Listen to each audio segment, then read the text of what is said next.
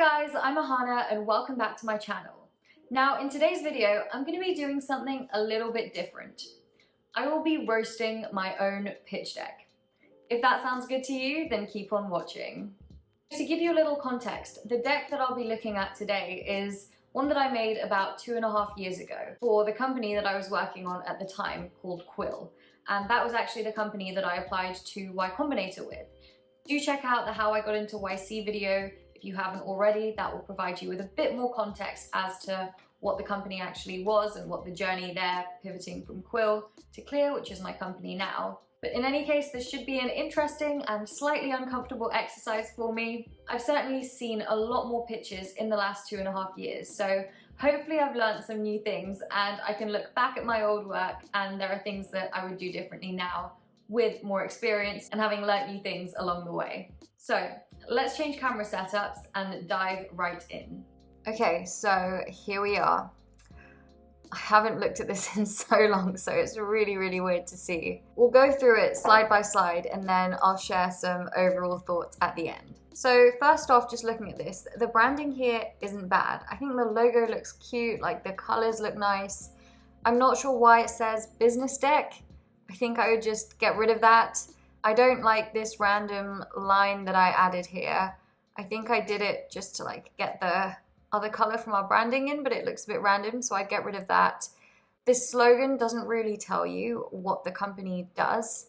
It sounds more like a marketing slogan rather than a pitch deck, which is what I was using it for. So I'd either get rid of that and replace it with the one-liner, or just not have anything on this slide about what the company does. And the website's fine. I think that's nice to have here. Okay, slide number 2. Okay, so this slide is trying to explain what the company is and what we do, but there's just way too many words. So I would definitely shorten the one-liner. It says Quill transcribes, summarizes, and curates data insights from your meetings. I remember distinctly in the YC interview, they did not get this. Like, it was just too long. They couldn't remember what I said. I've also now learned that general best practice is one idea per slide, and this has 3. This is what do we provide, how do we do it, and how do we make money from it, which is too much information. I think this should just focus on what the company actually does. And a visual aid would have been great here. So maybe a screenshot of the product itself, or even a link to a video, a demo of somebody using the product, or maybe even a diagram of the technology if the slide wants to focus more on how we provide it. Overall thoughts are there's just way too many words on this slide, and especially unnecessary words. We don't need the word verbatim, like we don't need to go into the details of the different types of insights.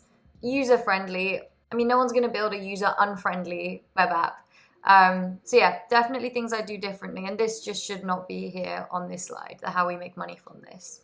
If I were to break this up into 3 separate slides, on the final point, I'd also give the reader a bit more information. A 3-tiered subscription-based SaaS model is super generic and doesn't really tell you anything about the company. Like, is this a premium software? Is it billed per individual or per teams? Okay, next slide. Almost 40% of the workday is spent in meeting-related activities. Okay, visually the slide looks fine, but it still doesn't scream why this solution is needed. If 40% of the workday is spent in meeting-related activities that is relevant to the work or really important, then that's not really a problem, and hence there's no problem to be solved. I think it's best to frame these problems around time saved or money saved. And so I think just this information on its own isn't really that useful. And also this thing at the bottom here, all data on the slide collected from our primary market research. I think I'd written this because, to be honest, I hadn't bothered to do really in-depth user interviews, and instead had just sent out a survey and got as many people as I could to fill it out, and didn't really have a great understanding of the insights myself. So I purposely kept it quite vague. I don't say how many people were involved in this market research. I don't say how I conducted the market research. So if I were to do this again, I would just say that this data is collected from a survey I sent out, which had however many respondents. Also, this 40% is a really underwhelming number. I feel like if you're going to put a number on a slide and you want that to be the centerpiece, that should pack the punch. It's 40% of the day spent in meetings. It's not really giving me that sense of urgency that this is a problem that needs solving now. Okay, this is the solution slide, I think. This is better in the sense that it says that we save teams 25K of time per year. It's a bit confusing that I've written a money followed by time, so I'd probably just get rid of the of time. But framing this around how much money can be saved is good, and including teams in there is also good because it indicates who this solution is for. I think it then gets a little bit confusing because there's this 16 hours a week thing here. I would just do number or time. Like, yes, it's a nice statistic, but there's only so much information that a person can take in at one point, and I think this is probably just too much. So I think framing in terms of money saved is great. The logos here, I did it because I thought it would add some, recognition. People know what Zoom and Asana are, so putting Quill in there kind of puts us on the same tier. And what I was going for here was to say that we integrate with other technologies. But I think a better way of presenting this would have been some sort of visual hierarchy with Quill at the top, perhaps connecting the other two. So if I, have moved that up here and then say like, Quill is what integrates your Zoom to Asana by transcribing the notes from the Zoom meeting and then putting the action items in your Asana. Right now, it almost looks like a competitor analysis, or it just makes our product not seem that important. And so I think just to make it clear why Quill is the important thing here, I would play around with the visual hierarchy and just move it up and add some lines or something to show that it's Quill that brings together the rest of the productivity or meeting stack. I also still think that, given this was my attempt at a solution slide, some kind of screenshots or some information about the form factor of the product would be good, because I still have no idea if this is a hardware. Like, is it a physical product that sits in your meetings? Is it a software? Is it a desktop app? Is it a mobile app? None of that's clear at this stage. Okay, market size. Firstly, there are too many words in this header. This is a huge market, and that should be the focus of this slide. I'd say overall this slide's actually not bad. Maybe there could be some operators in between these numbers showing how you get from 700K, 20 employees per company, 120 pounds per user per year to the TAM, just to spell it out to the person reading this exactly how you've arrived at the numbers that you have. Well, I'm really talking about this as if this isn't my own work. Yeah, trying to separate my work from the past from what I do today. I think the text down here can be more specific. So based on our target companies is very vague. Just say who the target companies are. So based on like 20 employees per company working at small tech companies, if that's the target market, which it was for Quill. This is the first reference about pricing and the fact that there's a business tier. I don't think this should be the first place, but also I think including the details about the tiers is kind of unnecessary here, and it should just be like, this is the expected value of a customer in a year, rather than just calculating this number for one of the tiers. And if I was going to do this, I should have also said somewhere previously that this is the pricing model. This shouldn't be the first time that I'm seeing it. So yeah, there should be some consistency between the slides and the narrative as well. Okay, competitive landscape. We gotta love this 2x2. This was in the peak of me trying to get a consulting job at McKinsey, and I know they love these kinds of graphs. I think a big problem with this is there's just too many logos, and too many of them are also unrecognizable / just wrong. So this one was meant to be like pen and paper, but it looks like a company logo, but it's not a company. A lot of these aren't companies that you've heard of, so without context, it's kind of pointless to put them on here if you don't know what they are. And again, just way too many words on this slide. Here we've kind of said that the defensibility or the differentiation is our focus on summarization, but any one of these competitors can just decide to focus on summarization next. So in general, I'm not a huge fan anymore of idea defensibility. I think it's more in the implementation, the founder market fit. Why are you the right people to build this company? So when talking about competitors, I think that's kind of more the area I'd focus on now, rather than why our idea is better than the existing market players. Okay, 2 slides on competition. This increase in video conferencing is a fair point, but that also helps our competitors, so it doesn't really give us a competitive advantage. And again, with machine learning transcription becoming as accurate as human transcription, this would make more sense if we were a research group or someone at the forefront of text summarization research, where it's like we've discovered this groundbreaking technology. But we were not really the right team to build this, which is why we didn't end up pursuing it. And anyone who can code has access to the same tools that we do to build a product like this. So again, I just don't think this slide really moves the needle very much. It's, again, generic. It's not about us and what we've done, which is really the thing that I'd be looking to see from reading a deck. Wow, a third slide on competitive landscape. Okay, I really wanted to talk about competitors. These were our closest competitors, and this is good. Like, the fact that, you know, there's some details about them is good. And I remember the purpose of me doing this was to show that other companies have raised money successfully, and that Voicea was also acquired by Cisco, so acquisition is realistic if you invest in Quill. But this is way too much detail, like especially going through the different funding rounds is just unnecessary information. And to be honest, this level of detail just isn't needed for the first deck that you're sharing with an investor. If you progress further with this investor and they are actually interested and do their own due diligence, they will likely have done their own competitor analysis to see which other companies are there in the space and how are they doing. So this is something that you could have, in theory, in your slide deck, but perhaps in the appendix or in a reading deck, not in a pitching deck that you're bringing out the first time you're talking to an investor. By Q2 2021, we'll be generating 30K MRR. Oh dear, well, by Q2 2021, this company was dead, so this was a slightly inaccurate heading. Okay, so, you know, it looks visually appealing, but again, it's just way too much information.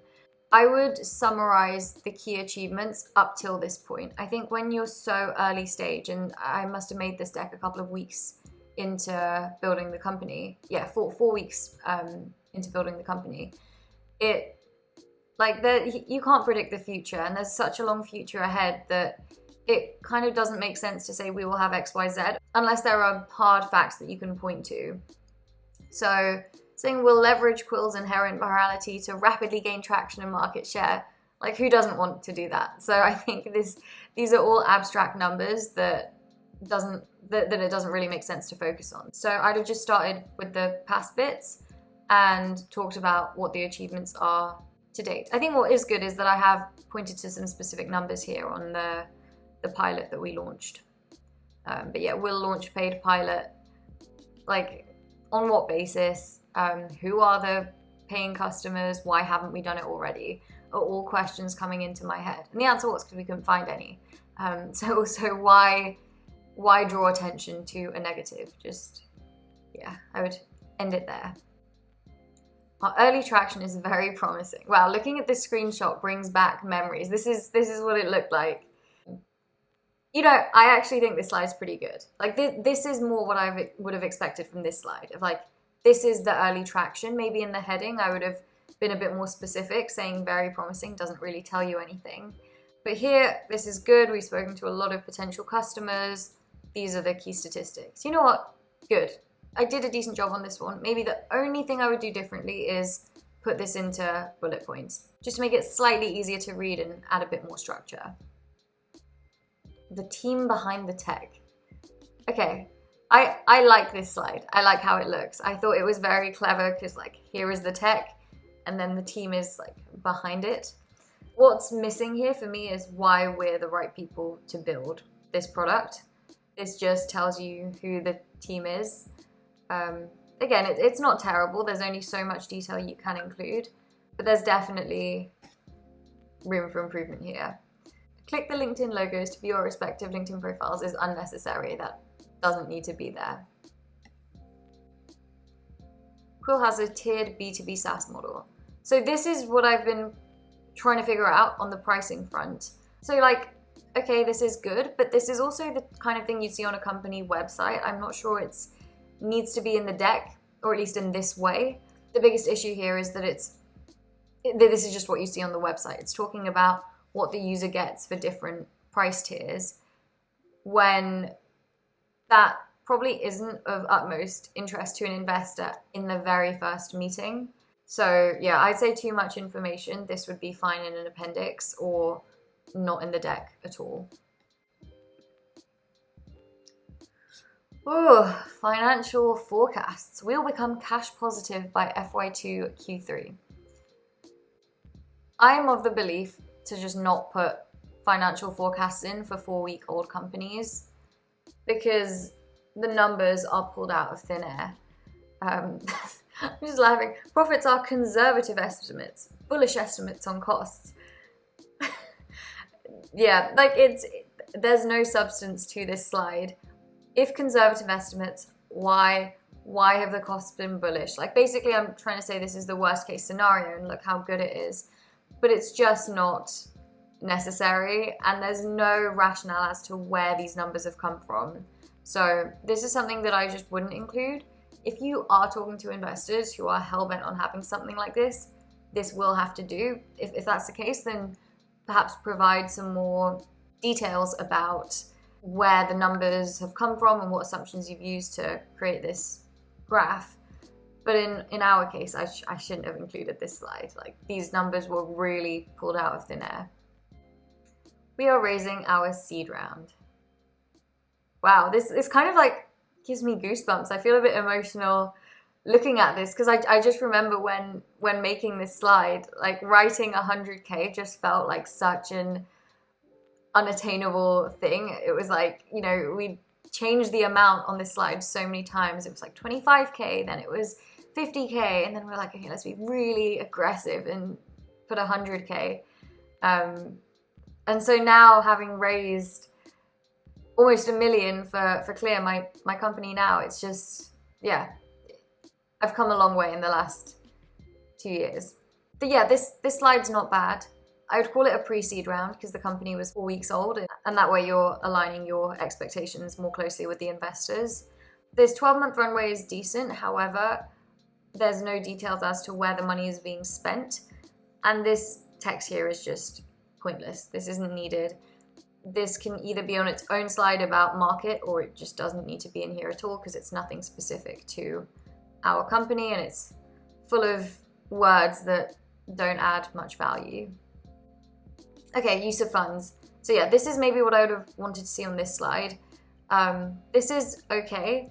I think a problem here is that it just says software engineer salary. I'd be more specific, like we want to hire 3 software engineers. We are 3 founders. Just to make it more clear about what the actual plan is. And the contingency is very large in this, which is something that I tend to do in my actual financial forecasts. But on this pie chart, it just seems like lots of money for nothing, which I don't know if that's something investors would want to see. Legal, it begs the question, what legal stuff is there? I'd go into detail, especially when you're talking about legal things. So yeah, I think just a little bit more detail, or being a little bit more granular on what these costs are, and I would remove the contingency from this. And that's it. Okay, maybe on this last slide, I feel like I'm being very critical, but maybe have some kind of call to action. So if you're interested in investing, contact me on this email, or just some call to action, basically. Okay, so there's no appendix. I'm a fan of appendices because you can shove information that's like kind of relevant but maybe not relevant enough, or will distract the investor or make them feel bored while reading. So I'd have an appendix, and some of the slides I've spoken about I definitely put in that appendix. And I think maybe the other thing to note is that this was my reading and presentation deck. So if an investor was like, can I see your deck beforehand? I'd send this, and then during the meeting this is what I'd present. But in actual fact, I think it's better to have different ones. There's some details that you may not want circulated in the open, and once you send your deck to one investor, you can assume that is now public property and anyone who wants access to it will get it. So I think just having a much more dialed back version for what I was sending out would have been better, and then still dialing this back for the investor meetings, but putting some of the information on certain slides into an appendix would have been a better way of going about this. So overall feedback, it's not terrible. I do think visually it looks good. I like the color scheme, and I do think it looks quite professional. I was doing my banking internship at this time, so I spent a lot of time making presentations. But yeah, it's actually kind of nice to see how far I've come and reflect on the journey so far. So I hope this was helpful. I hope you enjoyed it, and we're going to switch back to the other camera view. Well, I hope that was enjoyable for you to watch. If you're feeling brave and want me to roast your pitch deck, comment down below and I'll give you my email so you can send me your deck as well. Who knows, maybe we can make pitch deck roasts into its own little series on my channel. If you enjoyed this video and want to see more content just like this, please give this video a like and subscribe to my channel. Alright, that's all for this one. Thanks for watching, and I'll see you in the next one.